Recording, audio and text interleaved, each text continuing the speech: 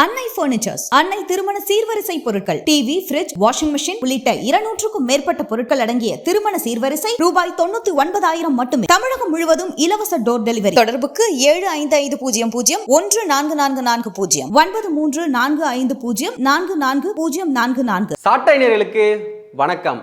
கேரள மாநிலத்தில் உள்ள சினிமா துறையில் நடக்கக்கூடிய பாலியல் குற்றங்களை தடுக்கணும் அப்படின்ற ஒரு காரணத்துக்காக ஹேமா கமிட்டி அப்படின்னு ஒன்று உருவாக்கப்பட்டது. ஓய்வு பெற்ற நீதிபதி ஹேமா அவரோட தலைமையில் இந்த குழு உருவாக்கப்பட்டதுங்க. இந்த குழு மேற்கொண்ட விசாரணையில் இது குறித்த ஆய்வுகளை அரசாங்கத்திட்ட ஒப்படைக்கப்பட்டும் கூட 4-5 ஆண்டுகள் ஆகியுமே அது எதுவுமே வெளியில் வராமே இருந்தது. இப்படி இருக்கும்போது கேரள உயர்நீதிமன்றம் இது குறித்த விசாரணைகளையும் ஆய்வுகளையும் மேற்கொண்டு நடவடிக்கை எடுக்குமாறு ஒரு அறிவிப்பை வெளிப்படுத்தினாங்க. இதன் அடிப்படையில் 80 பேர்கிட்ட விசாரணை மேற்கொண்டு 7 பேரை கைது பண்ணியிருக்காங்க, கேரளா முக்கிய நடிகர்கள் உட்பட. இது குறித்து ஒட்டுமொத்த இந்தியா திரைத்துறையுமே இது ஒரு விமர்சனத்துக்கு உள்ளா இருந்ததுங்க. பல சர்ச்சையும் எழுந்திருந்தது. இதற்கு தெலுங்கு நடிகையான சமந்தா அவர்கள் ஒரு அறிக்கையை வெளியிட்டிருக்காங்க. உண்மையிலேயே சினிமா துறையில பெண்களுக்கான பாதுகாப்பு இருக்குதா இல்லையா, பெண்களுக்கு சினிமா துறையில எந்த மாதிரி பிரச்சனைகள் நடக்குது அப்படின்றதான் இந்த காணொலியில விரிவா பார்க்க போறோம். கேரள மாநிலத்தில் உள்ள ஒரு பிரபல முக்கிய நடிகை ஒருத்தவங்க 2017ஆம் ஆண்டுல அவங்க கடத்தப்பட்டிருந்தாங்க. அவங்க எப்படி கடத்தப்பட்டாங்க அப்படின்னு பாத்தீங்கன்னா, ஷூட்டிங் முடிச்சுட்டு கொச்சி ஏர்போர்ட்டுக்கு அவங்க கார்ல போயிட்டு இருக்கும்போது வேறொரு வாகனம் அவங்க வாகனத்து மீது மோதுதுங்க. அப்படி மோதும் போது அவங்க அதிர்ச்சிக்கு உள்ளாகிறாங்க. அந்த வாகனத்திலிருந்து இறங்கின ஒரு 3 பேர் இவங்களோட வாகனத்துக்குள்ள புகுந்துடுறாங்க. அப்படி புகுந்து இவங்க என்ன பண்றாங்கன்னா, கடுமையான முறையில் தாக்கப்பட்டு இவங்க பாலியல் வன்புணர்வுக்கு ஆளாக்கவும் படுறாங்க. அந்த ஓட்டுநர் என்ன பண்றாருன்னா, வாகனத்தை நிப்பாட்டாமலே வாகனத்தை ஒரு 1.5 மணி நேரம் ஓட்டிக்கிட்டே போறாருங்க. அப்படி போகும்போது அந்த வாகனத்துக்குள்ள இருந்த ஒரு 3-4 பேர் என்ன பண்றாங்கன்னா, முகத்துல மாஸ்க் போட்டுக்கிட்டு அந்த வாகனத்தில் இருந்த அந்த பிரபல நடிகை அவர்களை பாலியல் வன்புணர்வு செய்யறாங்க. அப்படி செய்யும் போது அதை ஆபாசமாக வீடியோவும் எடுக்கிறாங்க. இப்படி பண்ணும்போது என்ன ஆகுதுன்னா, ஒருவர் என்ன பண்றாருன்னா, அவரோட மாஸ்க் கலண்டு விழுதுங்க. அதை என்ன பண்றானா, அந்த நடிகை பார்த்துடுறாங்க. அவர் வேற யாரும் இல்லைங்க, ஏற்கனவே இவங்களுக்கு டிரைவரா இருந்த சுனில் அப்படின்ற ஒரு நபர் தான் அந்த நபருங்க. இப்படி அவங்க கடுமையா தாக்கப்பட்டு 1.5 மணி நேரம் கார்லயே வச்சு அவங்க பாலியல் வன்புணர்வுக்கு ஆளாக்கப்பட்டு அவங்க 1.5 மணி நேரத்துக்கு பிறகு வாகனத்திலிருந்து இறக்கப்பட்டு திரும்ப வாகனம் தானாகவே போயிடுதுங்க. இது குறித்து அவங்க என்ன பண்றாங்கன்னா, ஒரு காவல் நிலையத்தில் போயிட்டு புகார் ஒன்று தொடுக்கிறாங்க. இந்த புகாரின் அடிப்படையில் இதை யாரு செஞ்சாங்க அப்படின்னு காவல்துறை விசாரணை மேற்கொள்றாங்க. இந்த விசாரணை அடிப்படையில் ஒரு 3 பேரை கைது பண்றாங்க.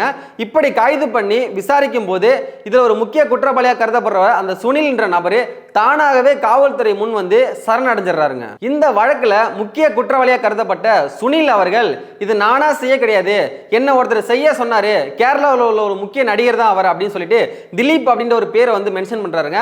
இந்த திலீப் அப்படின்ற நடிகர் கேரளாவில் ஒரு முக்கிய நடிகராக இருக்கக்கூடிய நபர்.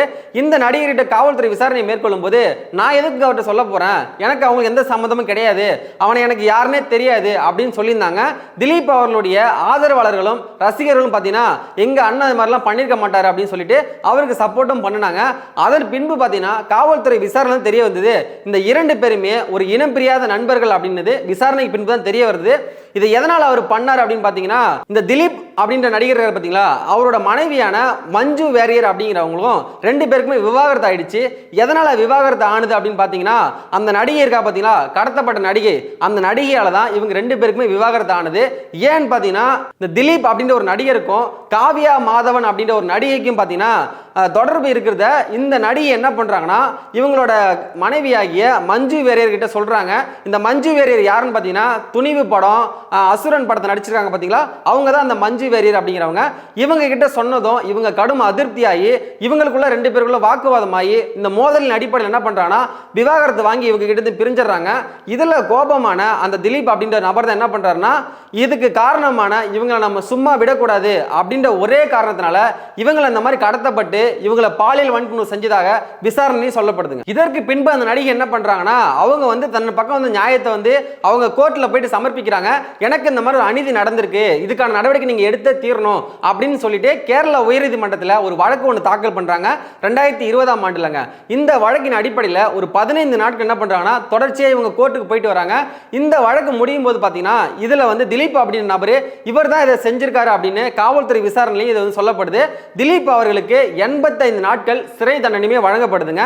இப்படி இருக்கும்போது தான் இந்த நடிகை வந்து இந்த மாதிரி சினிமா துறையில் இருக்கு, எனக்கு பாதுகாப்பு இல்லாததுனால தான் இது போன்று நடந்திருக்கு அப்படின்னு சொல்லிட்டு அதுக்கப்புறம் அவங்களுக்கு சினிமா துறையில் வாய்ப்பு இல்லாமல் போகுது. அதன் பின்பு அவங்க திருமணம் ஆகிட்டும் போயிடுறாங்க.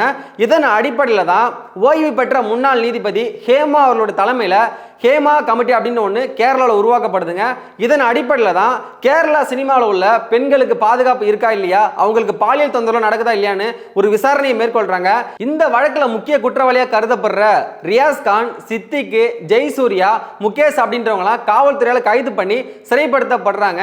தொடர்ச்சியாக இதே மாதிரி கேரளா சினிமா துறை நடந்துகிட்டே இருக்குது, இதற்காக ஏன் ஒரு முற்றுப்புள்ளியை வைக்க மாட்டேங்கிறீங்க அப்படின்னு சொல்லிட்டு கேரளாவில் உள்ள முக்கிய நடிகர்களான பிருத்திவிராஜ், தங்கலான் படம் பார்வதி போன்றவங்களை விமர்சனத்தை எழுப்பிட்டு இருக்காங்க.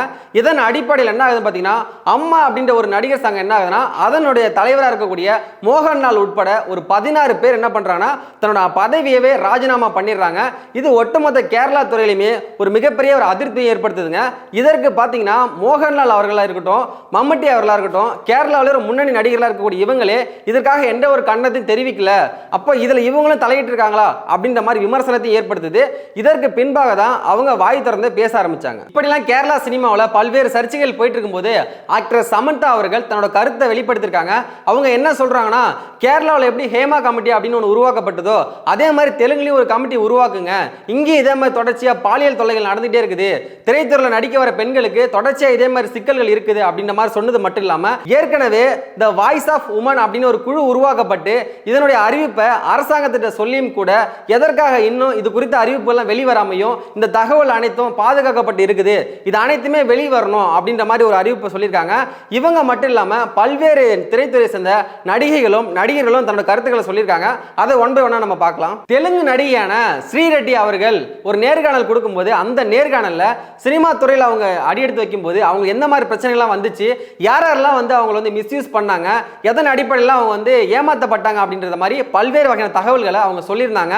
இதில் யாரெல்லாம் வந்து இப்போ அவங்க சொல்றாங்கன்னு பார்த்தீங்கன்னா, ஏஆர் முருகதாஸ் அவர்கள், நானி அவர்கள், ராகவா லாரன்ஸ், சுந்தர் சி, விஷால், இந்த மாதிரி போன்ற பல்வேறு நபர்கள் பேர் வந்து அவங்க சொல்றாங்க. இவங்கெல்லாம் என்ன இந்த மாதிரிலாம் ஏமாத்தினாங்க, பட வாய்ப்புகள் தரேன்னு சொல்லிட்டு இந்த மாதிரிலாம் என்ன தவறாக பயன்படுத்திட்டாங்க அப்படின்னு குற்றச்சாட்டுகள்லாம் வைக்கிறாங்க. இதற்கான ப்ரூஃப்லாம் உங்கள்கிட்ட இருக்கா அப்படின்னு அவர் கேட்கும்போது அதற்கு அவங்க சைட்ல இருந்து உள்ள அவங்க இந்த மாதிரிலாம் சிக்கல்களை பேஸ் பண்ணதெல்லாம் அவங்க சொல்றாங்க. இதற்கு ஆக்டர் விஷால் அவர்கள்ட்ட போயிட்டு பிரஸ் மீட்ல கேட்கும்போது அவர் ஸ்ரீரெட்டினா எனக்கு யாருன்னே தெரியாதுங்க, நான் எதுக்கு அவங்கள பத்திலாம் பேசணும் அப்படின்ற மாதிரி சொல்லியிருந்தாரு.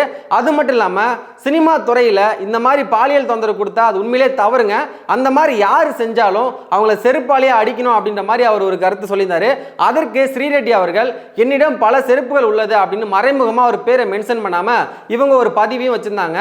இதன் பின்பு பார்த்தீங்கன்னா ஆக்டர் சனம் செட்டி அவங்க தன்னோட காரில் அவங்க போயிட்டு இருக்கும்போது எனக்கு ஒரு இயக்குனர் என்னை அழைச்சாங்க, அப்படி அழைத்த அந்த இயக்குனர் என்னை வந்து பாலியல் ரீதியாக வந்து நீ என் கூட வந்து இருந்தாதான் பட வாய்ப்பை தருவேன் அப்படின்னு அவர் என்கிட்ட சொன்னாரு.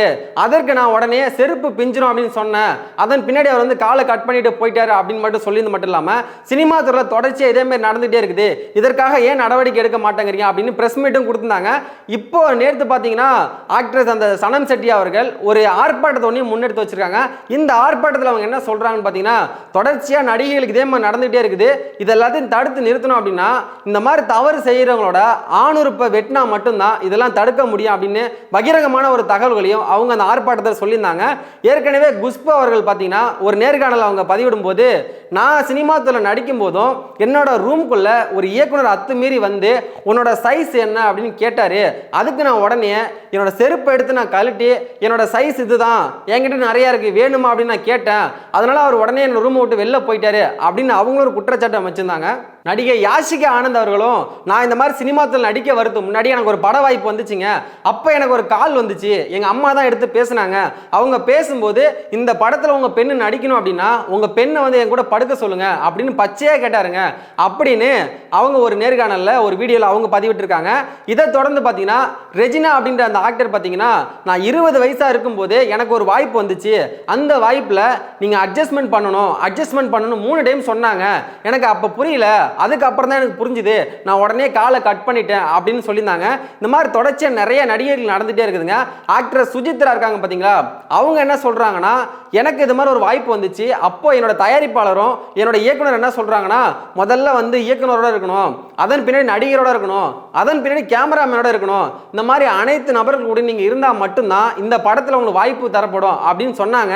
எனக்கு அப்படிப்பட்ட வாய்ப்பே தேவையில்லைன்னு சொல்லிட்டு நான் வந்துட்டேன் அப்படின்னு சொல்றாங்க. நடிகை ரோகிணி அவர்கள்ட்ட இது மாதிரி ஒரு விஷயத்தை கேட்கும்போது, எத்தனை பேர் வந்து மீடியா முடிந்து சொல்ல முடியும், எத்தனையோ பேர் சொல்லாம இருக்காங்க, நீங்க சொல்றவங்களை மட்டும்தான் பாக்குறீங்க, இன்னும் சொல்லாம எத்தனையோ பேர் இது பின்னாடி இருக்காங்க அப்படின்ற மாதிரி அவங்க ஒரு விஷயத்தை சொல்லியிருக்காங்க. ஆக்ட்ரஸ் விசித்ரா அவர்கள் என்ன சொல்றாங்கன்னா, தெலுங்கு நடிகருமான சண்டை பயிற்சியாளருமான ஒரு நபரே, ஒரு முக்கிய பிரபலமான நபருங்க அவர் எனக்கு இந்த மாதிரி பாலியல் தொல்லை கொடுத்தாரு, இது குறித்து நான் என்னோட கணவர்கிட்டையும் சொல்லியிருந்தேன், காவல் நிலையத்தில் புகார் அளிச்சும் கூட எந்த விதமான நடவடிக்கையும் எடுக்கப்படலை அப்படின்ற மாதிரி அவங்க ஒரு குற்றச்சாட்டை வச்சிருக்காங்க. ராதிகா சரத்குமார் இருக்காங்க பாத்தீங்களா, அவங்க என்ன சொல்றாங்கன்னா, கேரவன் அப்படின்ற வாகனத்தில் பார்த்தீங்கன்னா சினிமா நடிகைகள் உடை மாற்றும் போது ரகசிய கேமரா அங்கே பொருத்தப்பட்டு இதை வந்து வெளியில இருந்து பார்க்குறாங்க. இது எனக்கு தெரிஞ்சு நான் அதிர்ச்சி ஆயிட்டேன். நான் அங்கே வந்து அறையில் வந்து நான் அதில் வந்து நான் என்னோட உடையை நான் மாற்ற மாட்டேன், நான் வெளில போயிடுவேன், நான் ரூமில் போயிட்டு தான் நான் உடையை மாற்றுவேன், இந்த கேரவனில் நான் உடையே மாற்ற மாட்டேன், இது குறித்து நான் பல நடிகைகிட்டையும் நான் எச்சரித்திருக்கேன் அப்படின்ற மாதிரி சொல்லியிருக்காங்க. கேரவன்லேயே உடையை மாற்றுறத கேமரா மூலயமா வச்சு பார்க்குறாங்கன்னா இவங்கெல்லாம் எந்த விதமான ஜென்மமாக இருப்பாங்க. இது மட்டும் இல்லைங்க, கேரளாவில் பெண்களுக்கு மட்டும்தான் அப்படி நடக்குதுன்னு பார்த்தீங்கன்னா ஆண்களுக்கும் கூட அது மாதிரி நடக்கிறதா தகவல்லாம் வெளியாகுதுங்க. ஒரு 20 வயது ஆண் ஒருத்தர் சினிமா துறையில் நடிக்க வாய்ப்பு உள்ளதாக உள்ள வந்திருக்காரு. அவர் அந்த இயக்குனர் என்ன பண்ணியிருக்காருன்னா, உடைய ஃபுல்லா அகற்றிட்டு அவர் ஆபாசமா போட்டோ எடுத்து அவருக்கு முக்கியமான ஒரு நடிகைக்கு அதை அனுப்பி அவர் அந்த மாதிரி அவர் மிஸ்யூஸ் பண்ணியிருக்காருங்க. இந்த மாதிரி ஆண்களுக்கும் கூட நடக்குது. இது சினிமா துறையில் மட்டும் இல்லாமல் ஒட்டுமொத்த அனைத்து துறையிலுமே ஒரு சில இடத்துல இந்த மாதிரி விஷயம் நடக்குது நம்ம பார்க்கப்படுதுங்க. மீடியாவாக இருக்கட்டும், சினிமா துறையாக இருக்கட்டும், நிறுவனங்களாக இருக்கட்டும், இந்த மாதிரி பல்வேறு இடத்துல அட்ஜஸ்ட்மெண்ட் அப்படின்ற வார்த்தை இருக்கிறதுனால பெண்கள் வந்து தவறாக பயன்படுத்தப்படுறாங்க. அவங்களோட குடும்ப சூழ்நிலை காரணமாகவும் அவங்க அடுத்த கட்டத்தை நகர நோக்கி போகணும், இதில் நம்ம எப்படியாச்சும் அச்சீவ் பண்ணியாகணும், அட்ஜஸ்ட்மெண்ட் பண்ணாதான் நம்ம போக முடிந்த ஒரு இடத்துக்கு தள்ளப்படுறதுனால ஒரு சில பெண்கள் என்ன பண்றாங்கன்னா இந்த மாதிரி தவறுகளை செய்யறாங்க. அவங்கள யாராச்சும் தவறான முறையில் நீ என் கூட இந்த மாதிரி அட்ஜஸ்ட் பண்ணாதான் உனக்கு இதை நான் செய்வேன் அப்படின்னு சொன்னா உடனடியாக அவங்க வந்து காவல் நிலையத்திலேயோ இல்லை எங்கேயாச்சும் போயிட்டு அவங்க ஒரு புகார் பண்ணியிருந்தாங்கன்னா கண்டிப்பாக இதுக்கான நடவடிக்கை எடுக்கப்படலாம். ஆனால் அது குறித்து அவங்க புகார் மேற்கொள்ளாம அதை கடந்து போகிறதுனால மட்டும்தான் தொடர்ச்சியா இதே மாதிரி பாலியல் அத்துமீறல்கள் நடந்துட்டே இருக்குதுங்க. இது குறித்து ஆக்டர் ஜீவா அவர்கள்ட்ட பத்திரிகையாளர் கேட்கும்போது, கேரளாவில் இந்த மாதிரி நடக்குதுல்ல, இது குறித்து நீங்க என்ன சொல்றீங்க அப்படின்னு கேட்கும்போது, கேரளாவில் தான் இந்த மாதிரி நடக்குது, தமிழ்நாட்டில் இந்த மாதிரி நடக்கல இல்லை அப்படின்னு சொல்லியிருக்காரு. தமிழ்நாட்டில் இது மாதிரி நடக்காதனால தானே இத்தனை பேர் குற்றச்சாட்டு வச்சிருக்காங்க, நடக்கிறதுனால தான் சார் இவ்வளவு பேர் சொல்லியிருக்காங்க. இதெல்லாம் உங்களுக்கு தெரியுதா தெரியலையா? கிட்டத்தட்ட நீங்க 18 ஆண்டு காலம் தமிழ் இண்டஸ்ட்ரியில் நீங்க நடிச்சிட்டு இருக்கீங்க. படத்தில் தொடங்கி எத்தனையோ படத்தை நீங்க நடிச்சிருக்கீங்க. இப்படி நடித்த உங்களுக்கு சினிமா துறையில் பெண்களுக்கு இந்த மாதிரி அநீதிகள் நடக்குது உங்களுக்கு தெரியவே இல்லையா? இல்லை தெரியாம நீங்க பேசுறீங்களா, இல்லை தெரிஞ்சுதான் பேசுறீங்களா? எதனால அப்படி பேசுன்னு தெரிய வரல. ஆனா உண்மையிலே தமிழ் சினிமாவில் மட்டும் இல்ல, தெலுங்கு, மலையாளம், ஹிந்தி அனைத்து சினிமாவிலுமே இதே மாதிரி தொந்தரவுகள் பெண்களுக்கு கொடுக்கப்பட்டு தான் இருக்குது. சினிமா துறையில் மட்டும் இல்லாம பல இடத்துலயே பெண்கள் இதே மாதிரி அத்துமீறல்களால பாலியல் வன்புணர்வுக்கு ஆளாகப்பட்டு தான் இருக்காங்க. தமிழ் இண்டஸ்ட்ரியில மட்டும் இல்லாம கேரளா இண்டஸ்ட்ரியில, தமிழ் இண்டஸ்ட்ரியில இந்த மாதிரி பிரச்சனை இல்லை சார், கேரளால தான் இருக்குது. இதெல்லாம் தடுத்து நிறுத்தணும் அப்படின்னா கடுமையான சட்டங்கள் போடுறது மட்டும் இல்லாம இந்த மாதிரி தவறு செய்யறவங்களை சிறைப்படுத்துறதும், அதுக்கு முக்கிய சட்டமா என்ன கொண்டு வரலாம்னு பாத்தீங்கன்னா ஒரு நம்பர் சொல்லலாம், இந்த மாதிரி இந்த எண்ணுக்கு அழைங்க, உங்களை யாராச்சும் பாலியல் அத்துமீறல் வந்து செஞ்சாங்க அப்படின்னா இந்த நம்பருக்கு நீங்க அழைச்சிங்கன்னா நாங்கள் உடனடியாக வந்து நடவடிக்கை எடுக்கப்படுறோங்க. உங்க மீது யார் இந்த மாதிரி வந்து அபியூஸ் பண்ற விதமா உங்ககிட்ட யார் பேசினாலும் சரி, இல்லை யார் உங்ககிட்ட தவறான முறையில் நடந்துக்கிட்டாலும் சரி, இந்த எண்ணுக்கு அழைங்க அப்படின்னு ஒரு ஏதாச்சும் ஒரு சட்டத்தை கொண்டு வந்தாங்கன்னா கண்டிப்பா இதெல்லாம் தடுத்து நிறுத்த முடியும். ஆனா இது எதையுமே செய்ய மறுக்கிறாங்க இன்னைக்கு உள்ள ஆட்சியாளர்கள். உண்மையிலே பெண்கள் இப்பதாங்க கொஞ்சம் கொஞ்சமா அடுப்படி விட்டு அவங்க வெளியில வந்திருக்காங்க. ஆணுக்கு நிகராக பெண்கள் இன்னைக்கு அனைத்து துறைகளிலுமே இறங்கி சாதிக்கவும் ஆரம்பிச்சிருக்காங்க. இப்படி வெளியில வரக்கூடிய பெண்களை அடக்கிற விதமா தான் இந்த வெறி பிடிச்ச மிருகங்கள் செயல்பட்டு இருக்காங்க. இதெல்லாம் நம்ம வந்து மாத்தணும் அப்படின்னா இந்த வெறி பிடிச்ச மிருகங்கள் அதிகமாக எண்ணிக்கையை தடுத்தா மட்டும்தான் முடியும். அப்பதான் பெண்கள் தைரியமா ஒரு துறையில இறங்கி அவங்க திறமைக்கு ஏற்ற இடத்தை அவங்க தேர்ந்தெடுத்து அதுல அவங்களால வெற்றி பெற முடியும். இந்த மாதிரி மிருகங்கள் இருந்துச்சுன்னா கண்டிப்பா அவங்களால ஒரு நாள் வெற்றி பெற முடியாது. தொடர்ச்சியா இதே மாதிரி அவங்க வந்து வன்புணர்வுக்கு ஆளாக்கப்பட்டு தான் இருப்பாங்க. பெண்கள் முன்னுக்கு வரணும் அப்படின்னு நினைச்சோம்னா இந்த மாதிரி வெறி பிடிச்ச மிருகங்களை தடுத்தா மட்டும்தான் பெண்களோட வளர்ச்சியை தடுக்க முடியாது. சாட்டை எடுத்து நாட்டை திருத்து, இளம் தலைமுறை தானே நீ